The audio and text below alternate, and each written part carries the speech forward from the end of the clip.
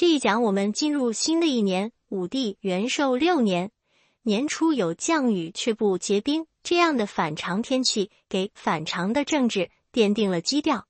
先前武帝为了挽救政府财政，一方面大力表彰卜筮，希望全国老百姓都能够以卜筮为榜样，一方面颁布民钱令，要求富人自己申报财产，老老实实给朝廷做贡献。不难想见，没人愿意割自己的肉给朝廷做贡献。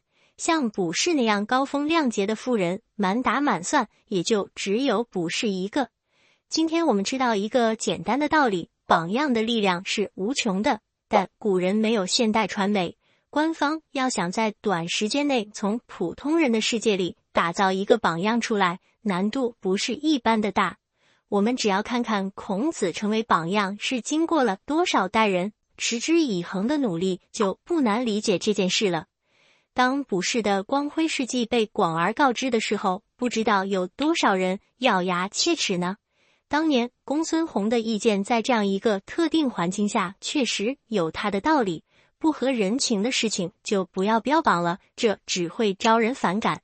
但是站在武帝的角度，看到卜筮的榜样竟然没人效法，这才是最让他反感的。流民既然不识趣，那就别怪皇帝拿出卖科手段了。于是武帝派杨可督办告民令，在全国范围内掀起了一场浩劫。史记的记载，杨可从民间掠夺来的财富数以亿计，奴婢以千万数，掠夺来的田产大县数百顷，小县百余顷，房产的情况也差不多。中等以上的商贾人家通通破产，老百姓谁都不再省吃俭用积蓄产业了，社会上弥漫着及时行乐的风气。在《盐铁论》里，民间贤达提起杨可督办告民令来，虽然已经是30年前的往事了，事情也并没有持续几年，但还是耿耿于怀。抄家这种事情动静当然小不了，办事员的态度当然也好不了。奇怪的事情发生了，义纵派人把杨可的办事员当坏人抓了，详细经过我们已经不得而知了。按说义纵就算对告民令有不满给皇帝打报告提建议就是了，没道理直接抓人。从情理上讲，也许是因为抄家引发了相当激烈的对抗，甚至有了死伤，义纵作为右内史把事情当成治安案件来处理了吧。武帝本来就对义纵多心了，这一次自然严办，义纵落得个弃市的结果，在闹市当中被当众处决。这一年的死讯接二连三，下一个死的就是李广之子李敢。当中李广自杀，在李敢的理解里，卫青就是罪魁祸首。史料的记载相当简略，说李敢打伤了卫青，但卫青有气动没声张。后来李敢陪同武帝到甘泉宫打猎，霍去病替卫青出头，射杀了李敢。这正是霍去病最受宠的时候，武帝隐瞒了真相，对外宣称李敢是被鹿撞死的。卫青和霍去病的身份自不用说，李敢这时候也已经不是普通军官了，官拜郎中令，爵封关内侯。为什么做事完全没有大人物该有的样子呢？这又要说到汉朝的风气了。亲手报父母之仇，天经地义。在李敢心里，既然卫青就是逼死自己父亲的仇人，那么和卫青同殿为臣就是莫大的耻辱。所以李敢对卫青下手，在当时的价值观里并不算很出格，而霍去病射杀李敢，这算不算出格呢？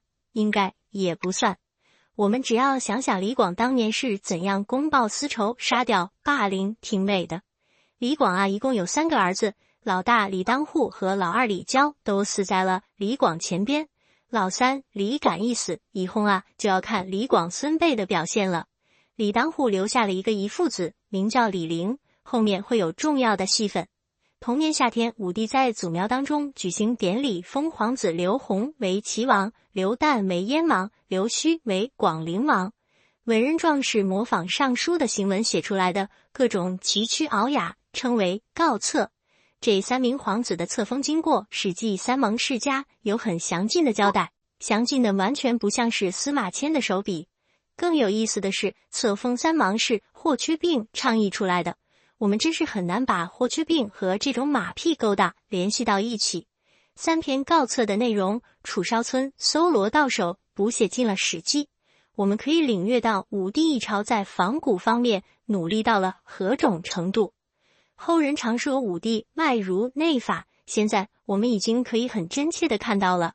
武帝搞乐府，歌词模仿《诗经》，册封皇子，伟人状模仿《尚书》，还很会拿儒学经典来装点门面。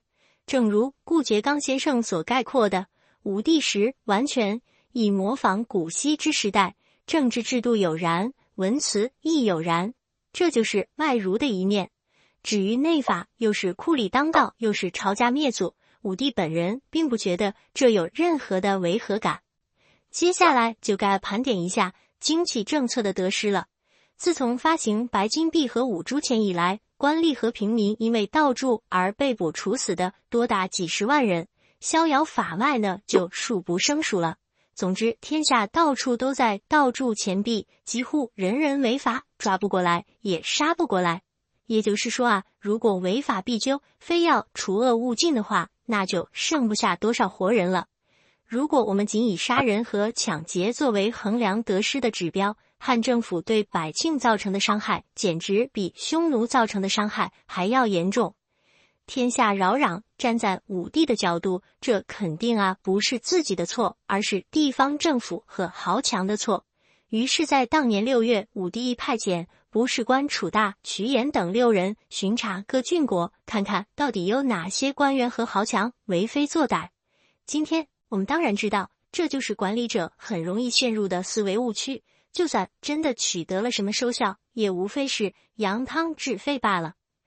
秋9月又死人了，这回是霍去病英年早逝。武帝呀很上心，为他特意规划了盛大的丧葬仪式，还仿照祁连山的样子修建了他的坟墓。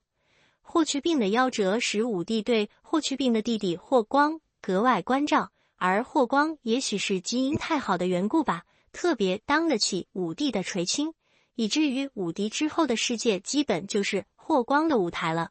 那么霍去病到底是什么时候有了霍光这样一个弟弟呢？前面讲过，霍去病的母亲魏少儿原本只是平阳侯家里的家生奴，那个时候平阳县令霍仲儒曾经到平阳侯家做事，顺便呀和魏少儿生了一个儿子，这就是霍去病。随着卫子夫的意外上位，魏家人鸡犬升天，魏少儿嫁给了贵公子陈长，大约把霍去病也带了过去。霍去病从小锦衣玉食就是这么来的。